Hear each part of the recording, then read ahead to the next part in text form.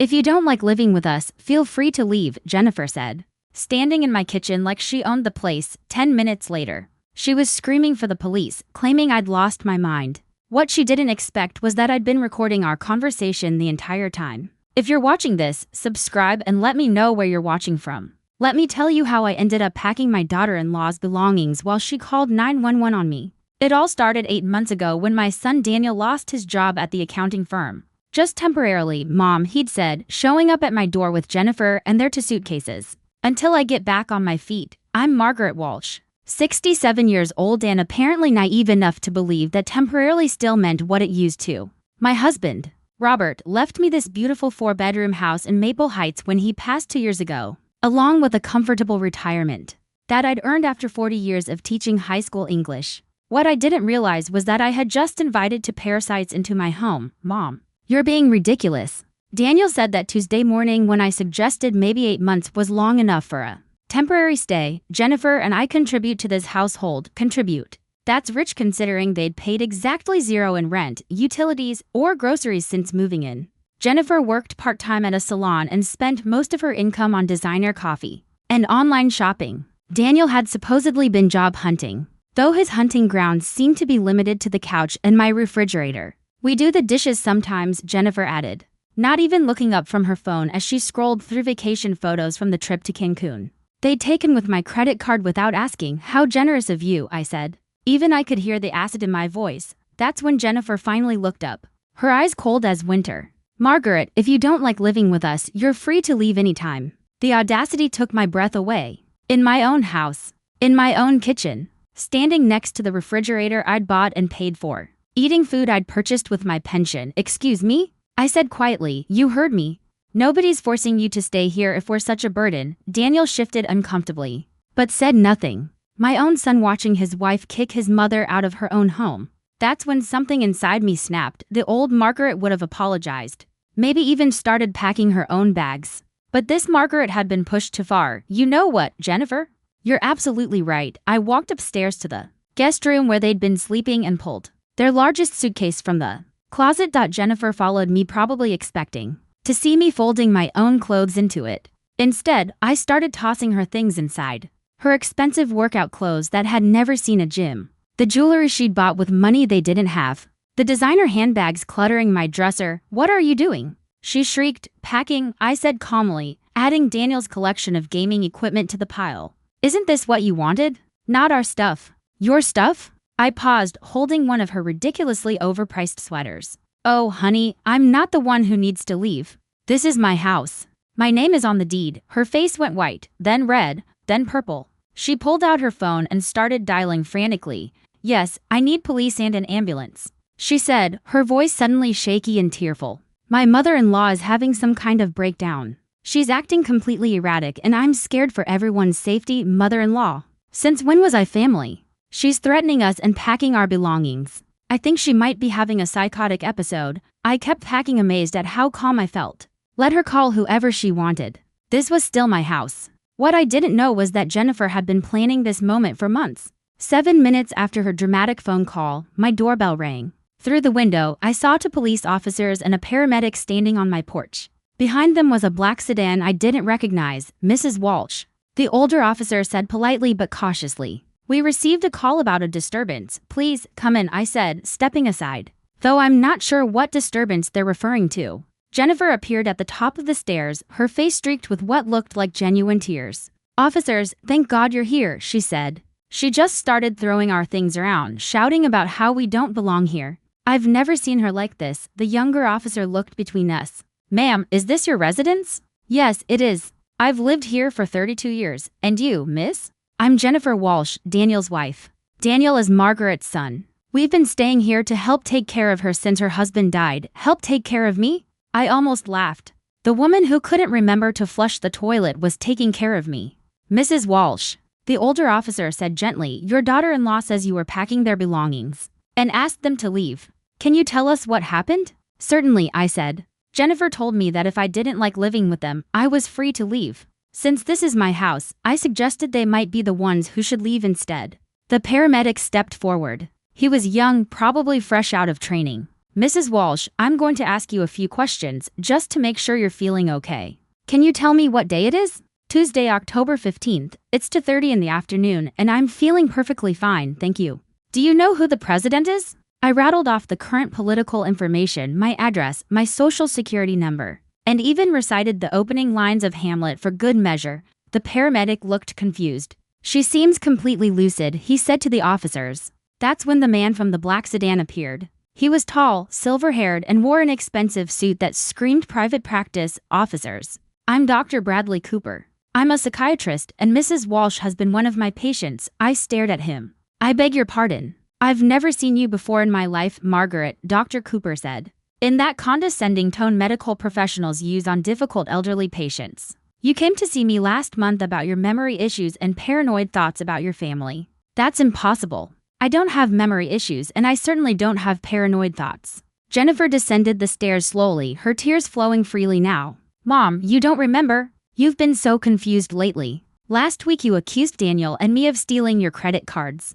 Because you did steal my credit cards. The words came out louder than I intended, and I saw the officers exchange glances. Dr. Cooper nodded sagely. This kind of angry denial is very common with dementia patients. They often accuse family members of theft or conspiracy. I do not have dementia, Mrs. Walsh. The older officer said carefully. Would you mind if we took a look around just to make sure everything's okay? Of course. I led them through my pristine house, the living room where Jennifer's magazines were scattered, across my coffee table, the kitchen where their dirty dishes sat in my sink, and my home office where Daniel had been using my computer to play online poker. In the guest room, their belongings were indeed scattered across the floor where I'd been packing them. To someone who didn't know the context, it might have looked like the actions of someone having a breakdown.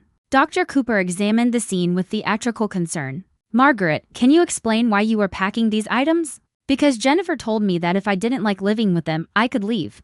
I was simply taking her advice and helping them pack, but these aren't your belongings to pack. He said gently, they're in my house. They've been here 8 months without paying rent. Jennifer sobbed louder. She's been getting more and more agitated about money. Yesterday, she accused us of not contributing. Even though we pay for groceries all the time, I wanted to ask her to produce a single receipt. But something in Dr. Cooper's eyes warned me that anything I said would be used as evidence of my deteriorating mental state. The realization hit me like a physical blow. This wasn't a spontaneous breakdown response. This was planned. Double quotes, Mrs. Walsh, we'd like you to come with us to the hospital, Dr. Cooper said, his voice dripping with false compassion. Just for observation, a few tests to make sure you're okay, and if I refuse? Well, the older officer interjected, we can't force you. But Dr. Cooper here has some concerns about your mental state. I looked around my living room at the assembled cast of my apparent breakdown, Jennifer clutching tissues, Daniel hovering uselessly in the background, two cops who clearly wanted to be anywhere else, a paramedic checking his watch, and a psychiatrist I'd never met claiming to be my doctor. You know what? I'll go to the hospital, I said, but I want to call my attorney first, Margaret. Jennifer said quickly, you don't need an attorney. We're family. We just want you to get better, family, right? The same family that had been living in my house rent-free while telling me I could leave.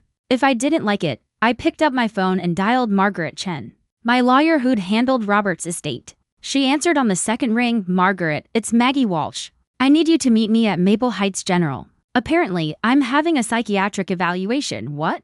Maggie, what's going on? I'll explain when you get there. I hung up before anyone could object. Dr. Cooper frowned. Mrs. Walsh, involving lawyers at this stage might complicate things unnecessarily, doctor. Since I've never met you before, and you're not actually my physician, I think having legal representation is perfectly reasonable. The younger cop looked confused. Wait, if she's never met you, how are you her doctor? Dr. Cooper's smooth forehead cracked slightly. Mrs. Walsh is clearly confused about our previous sessions. When exactly did these sessions take place? I asked sweetly. Patient confidentiality prevents me from though. You can discuss my supposed memory issues and paranoid thoughts in front of the police. But you can't tell me when I supposedly visited your office? Jennifer stepped forward quickly. Mom, you don't remember because of the confusion. That's why Dr. Cooper is here to help. Jennifer, I said evenly. In 30 years of marriage to your father-in-law, I never once had memory issues. I balanced our checkbook, managed a classroom of 30 teenagers, and could tell you every birthday and anniversary in the family. But somehow, in the 8 months since you moved in, I've developed sudden onset dementia? The older officer was starting to look skeptical. Dr. Cooper, do you have documentation of your previous treatment of Mrs. Walsh? The records are at my office, he said stiffly. Which office? I asked. What's your practice called? Where is it located? Another crack in the facade. I don't think this hostile interrogation is helpful for the patient's mental state. He said defensively. Hostile interrogation? I laughed. Officer, I'm asking a man who claims to be my doctor to provide basic information about his practice. If that's hostile, then I guess I really am losing my mind. Jennifer was looking nervous now,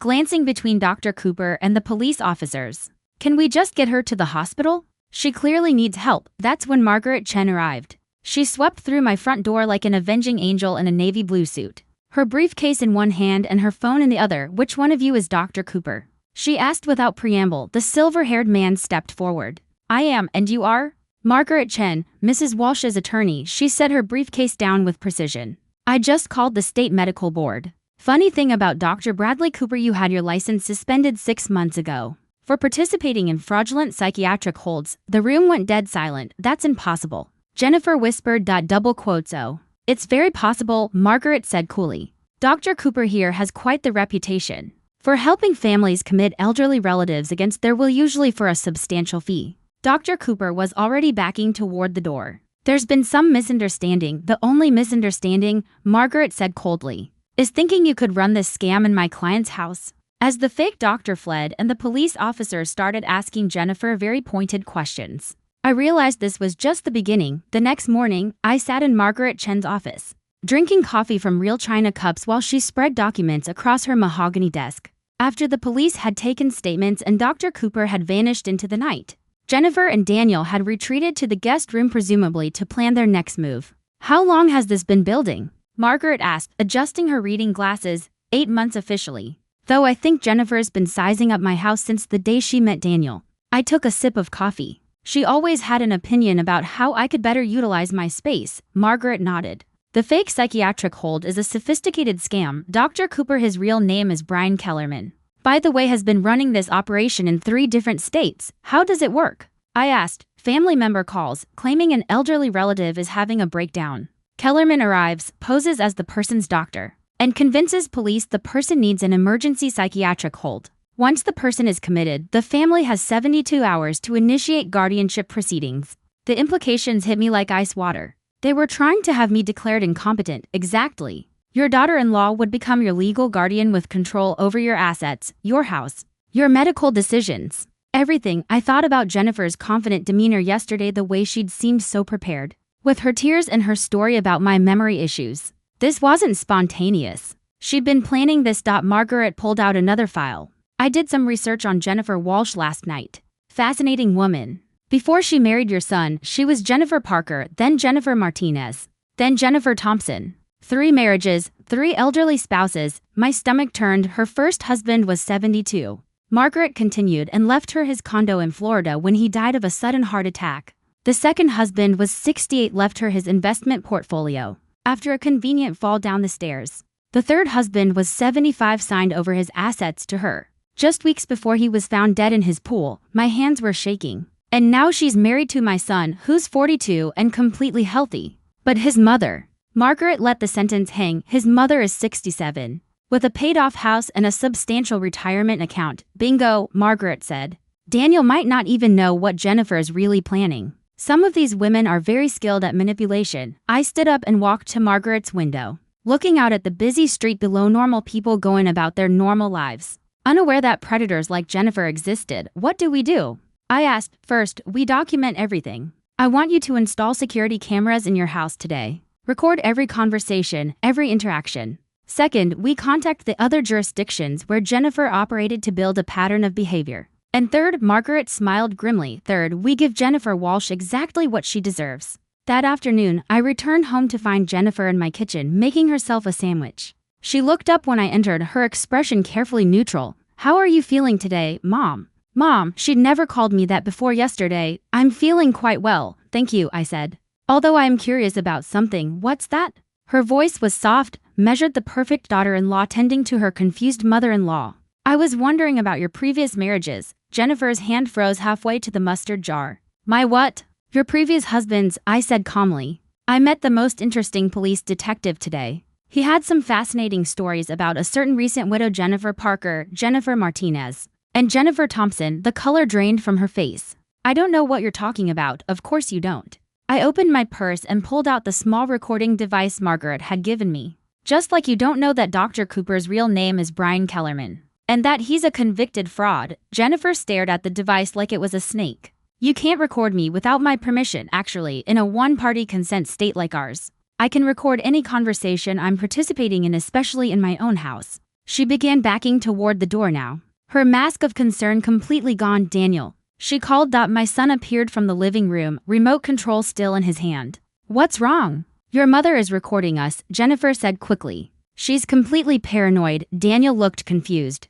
Mom, why are you recording Jennifer? Because your wife has been married 3 times before you, I said evenly. And all 3 of her previous husbands are dead. The remote control clattered to the floor. Daniel stood frozen in the living room, staring at Jennifer like he'd never seen her before. That's not true, he said finally, but his voice lacked conviction. Show him the documents. Margaret, I said into my phone, which was connected to a conference call with my attorney. Margaret's voice came through the speaker clearly. Daniel, I'm emailing you the death certificates and marriage licenses right now. Your wife was married to Robert Parker in 2018. He died 6 months later. Then to Carlos Martinez in 2019. He died 8 months after the wedding. Then to William Thompson in 2021, dead in for months. Jennifer finally found her voice. Those were coincidences. I can't help it if I attracted older men who had health problems. Older men, I repeated. Robert Parker was 72. Carlos Martinez was 68. William Thompson was 75. And now you're married to my 42-year-old son. That's quite a pattern, Jennifer. Daniel was scrolling through his phone, reading the documents Margaret had sent. His face grew paler with each swipe. Jennifer, he said quietly, you told me you'd only been married once before, to a man who died in a car accident. I didn't want you to think I was unlucky in love, she said, trying to recapture her sweet, vulnerable tone. People judge widows, especially young widows, young. Jennifer was 39 years old and looked every day of it beneath her carefully applied makeup. What about Dr. Cooper? Daniel asked. The man who was here yesterday claiming to be Mom's psychiatrist.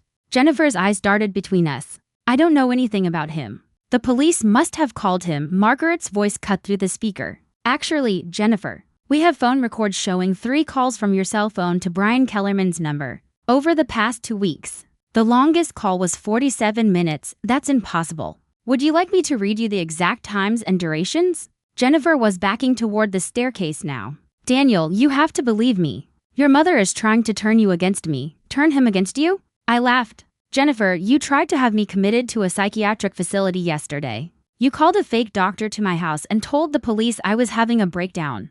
I don't need to turn anyone against you. You're doing a fine job of that yourself. Daniel was still staring at his phone screen. Jennifer, this says Robert Parker changed his will to weeks before he died. He left everything to you. Instead of his children, he loved me, she said quickly. His children were horrible to him. And Carlos Martinez signed over power of attorney to you the day before he fell down the stairs. Daniel continued. He was getting forgetful. I was helping him manage his affairs. William Thompson transferred his bank accounts to your name 3 days before he drowned in his pool. Jennifer's voice was getting higher, more desperate. These are all coincidences. You're making it sound like I killed them. The room went silent. She'd said the quiet part out loud. Daniel set his phone down slowly. Jennifer, did you kill those men? Of course not. I loved them. They were good to me. It's not my fault they died. But it is convenient, I said quietly, that they all died right after giving you access to their assets. Margaret's voice came through the phone again. Jennifer, I think you should know that the police departments in Miami, Phoenix, and Portland are very interested in reopening those 3 cases, especially since they've discovered your connection to Brian Kellerman. Jennifer looked trapped, cornered. But I'd learned yesterday that cornered animals are the most dangerous. You know what? She said, her voice suddenly calm. Fine, you want to know the truth? Those old men were pathetic, lonely, desperate, eager to throw money at any woman who paid attention to them. They got exactly what they paid for. Daniel took a step back from her. Jennifer, what are you saying? I'm saying your mother is right, she replied, her tone sharp and defiant. I married old, rich men who died conveniently and left me their money. And yes, I was planning to do the same thing to her. The casual confession hit the room like a bomb. But here's what your precious mother doesn't understand, Jennifer continued, her mask completely gone now. I don't need Daniel anymore. I already transferred half her retirement account to my personal account last month. My blood went cold. What? Jennifer smiled for the first time since yesterday. Amazing what you can accomplish with someone's signature. When you bring them their morning coffee every day, a little something in the coffee to make them drowsy, a few documents to sign, and voila, she'd been drugging me. You've been drugging me, I said. The pieces finally clicking into place, the unexplained fatigue. The mornings I'd wake up groggy with no memory of the previous evening. The documents I'd supposedly signed but couldn't recall. Jennifer's smile was cold and satisfied. Just a little something to help you sleep better. You seemed so stressed about having house guests. Daniel was backing away from her now. Horror written across his face. Jennifer, you drugged my mother. Oh. Don't act so shocked, Danny. You were happy enough to spend the money I transferred from her accounts, the vacation to Cancun, the new gaming equipment, the designer clothes I bought you. Where did you think the money was coming from? I thought you were working. I thought your salon job paid minimum wage plus tips. Really, Daniel? You're even more naive than your mother. Margaret's voice crackled through the phone speaker. Jennifer, I need you to know that this entire conversation is being recorded, and as of 10 minutes ago, the FBI has frozen all bank accounts associated with your social security number. Jennifer's confidence faltered. You can't do that, actually, Margaret said, calm as ever. When someone is suspected of serial elder fraud across multiple states, the federal government can do quite a lot. In fact, Agent Sarah Mitchell should be arriving at the house any moment now, as if on cue. The doorbell rang. Through the window, I could see black SUVs lining my street. You set me up, Jennifer whispered. No, I said, standing taller than I had in months. I protected myself. There's a difference. The FBI agents were professional and efficient. Agent Mitchell, a woman about my age, with steel gray hair and kind eyes, took Jennifer into custody while calmly explaining her rights. The irony wasn't lost on me. Jennifer was being read the same rights she'd tried to strip away from me. That double quotes Mrs. Walsh. Agent Mitchell said after Jennifer had been taken away. We're going to need you to come to the field office tomorrow to give a full statement. But I want you to know how brave you were to come forward. I didn't come forward, I said softly. I was just trying to keep them from kicking me out of my own house. Agent Mitchell smiled. Sometimes the bravest thing we do is simply refuse to be victims. After the agents left, Daniel and I sat in my living room in awkward silence. He looked older, somehow smaller. The man who'd once watched his wife insult me in my own kitchen was gone, replaced by someone questioning everything he thought he knew about his life. Mom, he said finally, his voice breaking. I didn't know about any of it. I swear to you, I had no idea what Jennifer was doing. I studied his face, searching for the truth.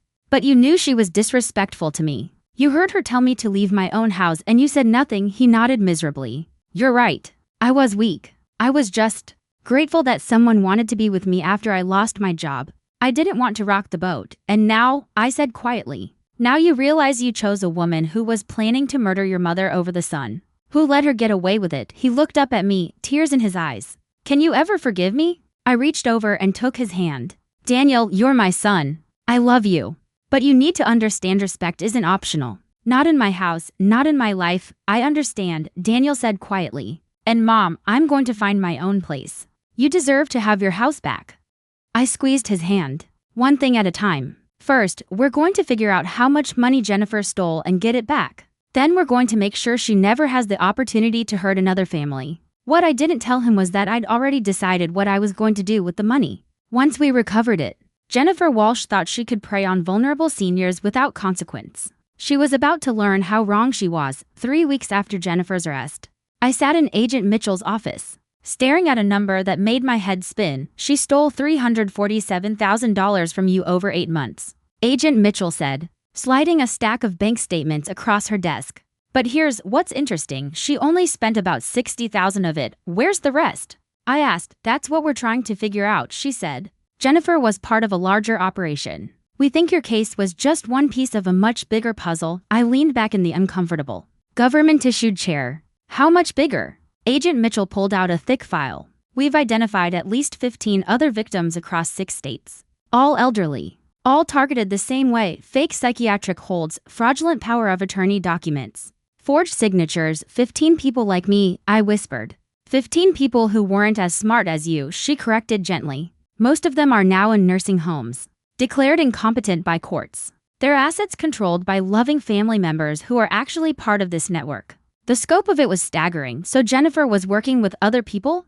I asked. Jennifer, Brian Kellerman, at least 3 other fake doctors, several corrupt lawyers, and what appears to be a placement coordinator who identifies targets. Placement coordinator. Agent Mitchell opened another file. Someone who works in healthcare or senior services. They identify wealthy elderly people who are isolated or vulnerable and pass their information to the team. I thought about how easily Jennifer had walked into my life through Daniel. How did they find me? We're still investigating that, she said. But Mrs. Walsh, we need your help. What kind of help? The other victims can't testify, she said, her tone turning serious. They've been declared mentally incompetent, or they're too scared, or they've been convinced by their captors that they're actually sick. You're the only victim who fought back successfully.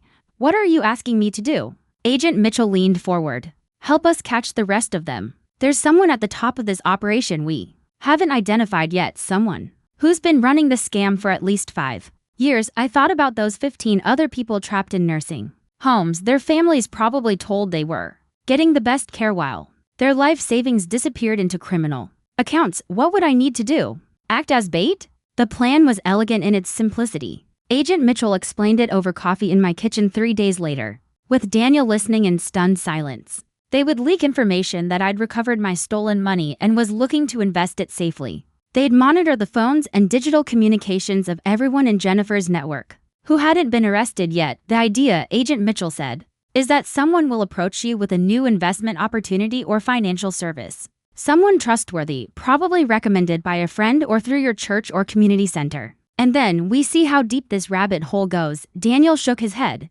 Mom, this sounds dangerous. What if something goes wrong? I patted his hand. Honey, something already went wrong. Your wife tried to have me committed and steal my life savings. At this point, danger is relative. Agent Mitchell smiled. Mrs. Walsh will be completely protected. We'll have agents nearby at all times and she'll be wearing recording equipment. Plus, we think the approach will be subtle at first. These people are patient. They were right about that. It took exactly 6 days. I was at the grocery store on Thursday morning when a woman approached me in the cereal aisle. She was about my age, well-dressed, with that polished, professional look that screamed trustworthy. Excuse me, she said with a warm smile. Aren't you Margaret Walsh? I'm Helen Curtis. I think our daughters went to high school together. I didn't recognize her, but I smiled politely. Nice to meet you, Helen. I hate to bother you, she continued, but I couldn't help overhearing you talking to the pharmacist about managing your retirement funds. I just went through something similar after my husband passed. My radar immediately went up.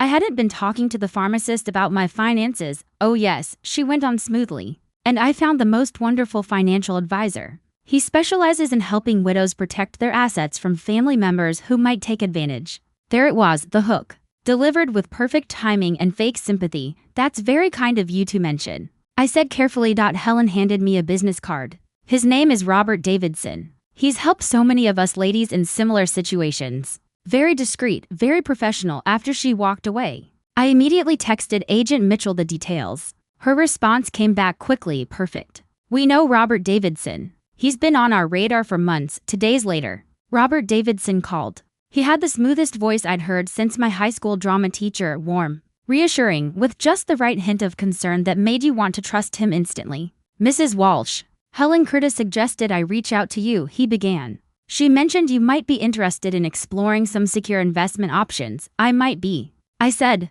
settling into my kitchen chair while Agent Mitchell monitored from the van parked across the street. Though I have to admit, I'm a bit wary these days. I recently had some trouble with someone trying to take advantage of my finances. Oh my, Robert said, his voice dripping with sympathy. Unfortunately, that's far too common. Elder financial abuse is epidemic, particularly from family members who feel entitled to their parents' assets. He was good. Really good. Would you be interested in meeting for coffee? He offered. I have an office in downtown Maple Heights. Very comfortable, very private. I specialize in helping seniors protect their wealth from predatory family members. We arranged to meet the following Tuesday at his office beforehand. Agent Mitchell briefed me thoroughly. Robert Davidson is sophisticated, she warned. He's been doing this for at least 3 years. His approach is usually a legitimate-seeming investment that requires signing over temporary power of attorney for processing purposes. And then poof, you disappear into the system. Fake medical emergency, fake psychiatric evaluation, fake diagnosis of incompetence. By the time your real family figures out what happened, your assets are gone and you're in a locked facility somewhere. How many people has he done this to? I asked, we think at least 20. But Mrs. Walsh, this meeting is our chance to get him on tape discussing the scam. Robert Davidson's office was exactly what you'd expect from a legitimate financial advisor. Expensive furniture, framed diplomas on the wall, and family photos on the desk. If I hadn't known better, I would have trusted him completely, Mrs. Walsh. Thank you so much for coming in, he said warmly. Helen Curtis spoke very highly of you. He was younger than I'd expected. Maybe 55, with silver hair and soft, grandfatherly eyes behind wire-rimmed glasses. The kind of man you'd trust to walk your dog or help you change a tire. Helen seems lovely, I said, taking the seat across from his desk. She's one of my success stories, actually, he replied. When we first met, her stepchildren were trying to have her declared incompetent so they could access her late husband's estate. Now her assets are completely protected. How did you manage that? I asked. Robert leaned forward conspiratorially. Between you and me, Margaret, may I call you Margaret? There are legal strategies available to seniors that most people don't know about. Ways to protect your assets that go beyond simple trusts or wills, such as?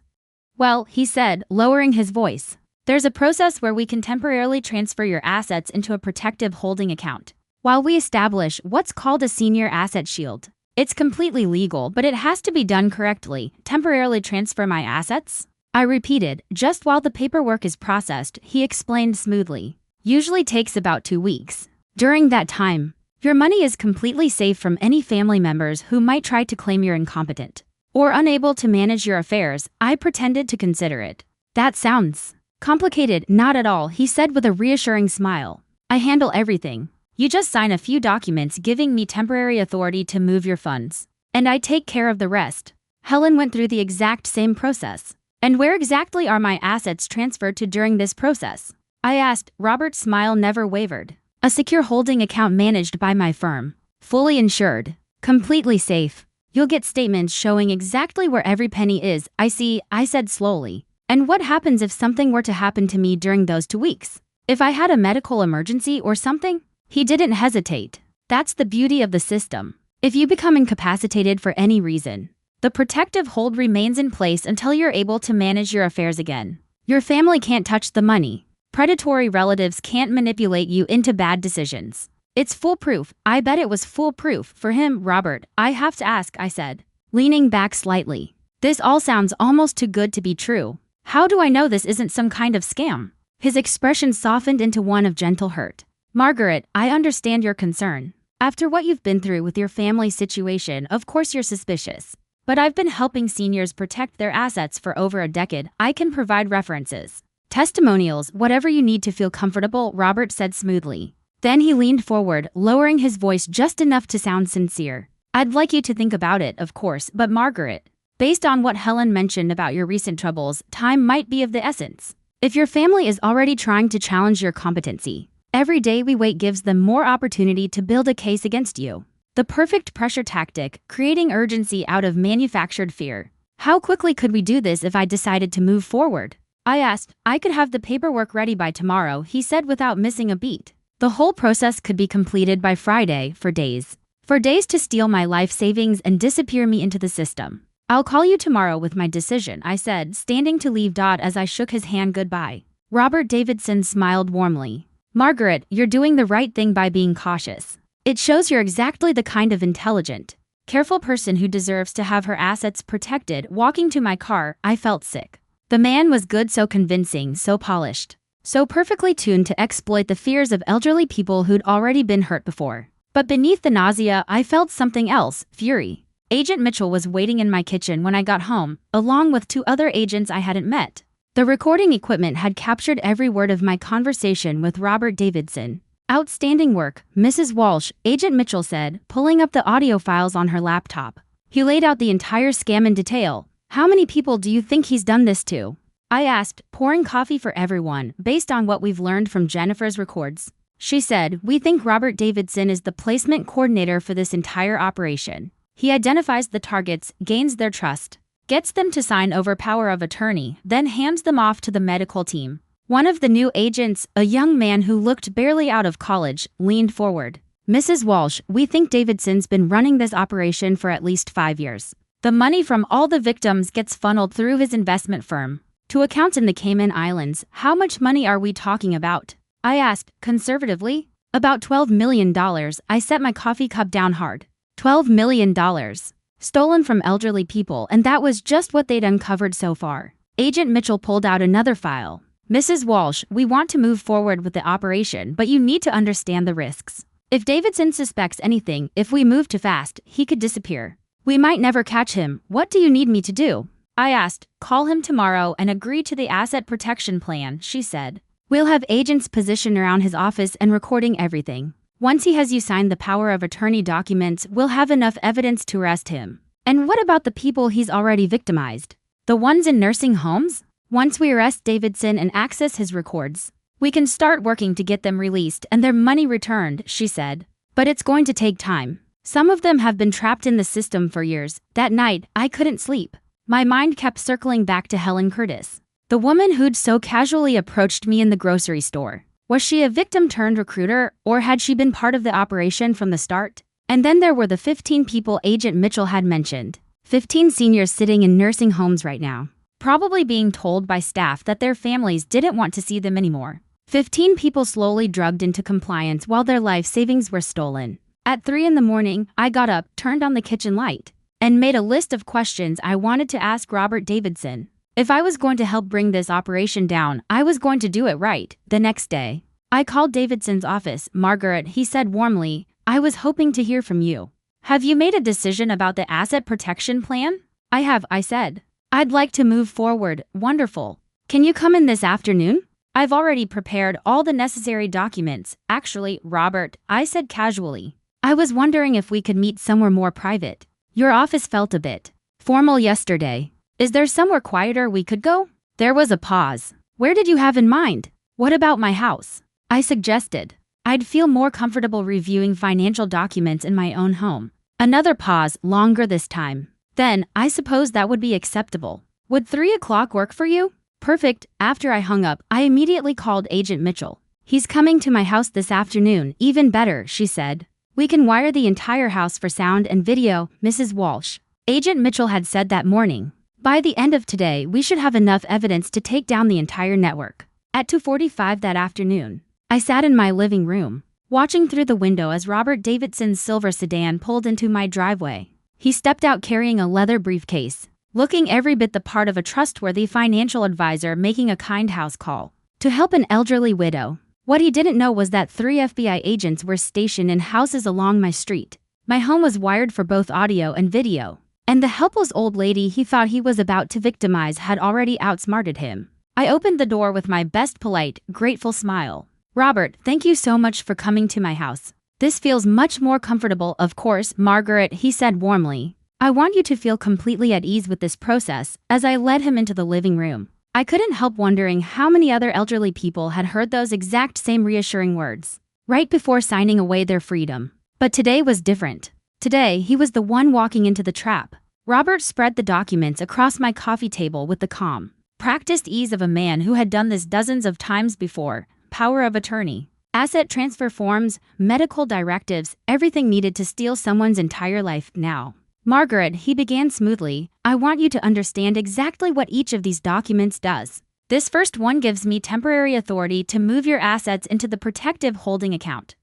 I picked up the power of attorney form and pretended to study it. Robert, this language is quite broad, I said. He smiled. Only temporarily and only for your protection. Once the asset shield is in place, the power of attorney becomes inactive. And when exactly does it become inactive? I asked. He hesitated. Once I determine that your assets are fully protected from any potential threats, I see. I said slowly. And who determines when that is? Well, I do, he said finally. Based on my professional assessment of your situation. So essentially, I said, setting the paper down. You decide when to give me back control of my own money. Robert's smile flickered. But he recovered quickly. Margaret, I understand your concern, but you have to trust the process. This is exactly how we protected Helen Curtis's assets. Speaking of Helen, I said casually, I'd love to talk to her about her experience. Could you give me her phone number? I'm afraid I can't share client contact information, he said, his tone tightening. Confidentiality, I'm sure you understand, of course, I replied. But surely she wouldn't mind me calling her. After all, she's the one who recommended you. He shifted uncomfortably. Perhaps we could arrange for her to call you after we complete the paperwork. Why not before? I pressed. He stopped, realizing he'd just backed himself into a corner. Margaret, I sense some hesitation on your part. Is there something specific that's concerning you? I leaned back in my chair, studying the man sitting across from me. This predator who made a living off the fears and trust of the elderly, actually. Yes, I said. How did Helen Curtis know I was talking to the pharmacist about my finances? Robert's expression went blank. I'm sorry? When she approached me at the grocery store, I continued. She said she overheard me discussing retirement funds with the pharmacist. But I never had that conversation. I smiled tightly. Perhaps you forgot, Robert. I'm 67, not 97. My memory's perfect. So tell me, how did Helen know to approach me? His friendly mask slipped another inch. Margaret, I think you're overthinking this, am I? I said coolly. Because there's something else that's been bothering me. You said you've been helping seniors for over a decade. But your business license was only filed 3 years ago. Robert started gathering the papers in a hurry. I think perhaps this isn't the right time for you to make these kinds of financial decisions. Actually, I said. Standing up, I think this is exactly the right time. I walked to the window and pointed outside. Robert, do you see that van parked across the street? He turned to look. His face drained of color. That's FBI agent Sarah Mitchell, I said evenly. She's been listening to our entire conversation. Robert was on his feet now, shoving papers into his briefcase. This is entrapment, he snapped. No, Robert, I said calmly. Entrapment is what you do to elderly people. This is called justice. He was heading toward the door when it burst open and Agent Mitchell stepped inside. Followed by 2 other agents. Robert Davidson, she said firmly. You're under arrest for elder fraud, identity theft, and conspiracy to commit kidnapping. They read him his rights as they led him out in handcuffs. He turned once, glaring at me with pure hatred. You have no idea what you've done, he hissed. I met his stare without blinking. Oh, I think I do. This is bigger than you think, Agent Mitchell said as she closed the door behind her. Then she turned to me with a smile. Mrs. Walsh, we couldn't have done this without you. What happens now? I asked. Now we use the information from Davidson's records to locate all the victims and start getting them released. And we follow the money trail to see how high this goes. 2 hours later, Agent Mitchell called again with news that made my blood run cold. Mrs. Walsh, we've been going through Davidson's files. This operation isn't just regional, it's national. And the person at the top. She paused. You're not going to believe this. Who is it? Davidson's been reporting to someone called the coordinator. Based on the communication patterns and financial flows, we believe this person has been running similar operations in at least 15 states. How much money? I asked quietly. We're estimating over $50 million stolen from elderly victims over the past 8 years. I sank into my kitchen chair. 50 million? Mrs. Walsh, she said softly, you didn't just help us catch a small-time scammer. You helped us uncover what might be the largest elder fraud operation in U.S. history. But the biggest shock was still coming. The next morning, Agent Mitchell arrived at my house with a file in her hand, and a look that told me everything was about to change. Mrs. Walsh, she said, setting the file on my kitchen table, we've identified the coordinator, and you're going to want to sit down for this. I poured a cup of coffee and sat. Who is it? She opened the file and pulled out a professional headshot of a woman in her 50s, silver hair, kind eyes, perfectly composed. I stared at the picture, confused. I don't understand. Who is this? Dr. Patricia Kellerman, Mitchell said. She's been running the entire operation from a senior care consulting firm in Chicago. Kellerman? As in Brian Kellerman, the fake psychiatrist? Her brother, Mitchell nodded. But here's the part that's going to shock you. Dr. Patricia Kellerman is a real doctor, a licensed geriatrician. She's been using her position in the medical community to identify and target victims. I studied the photo again. Something about her face felt familiar, but I couldn't place it. She uses her medical practice to find elderly patients who are wealthy and isolated.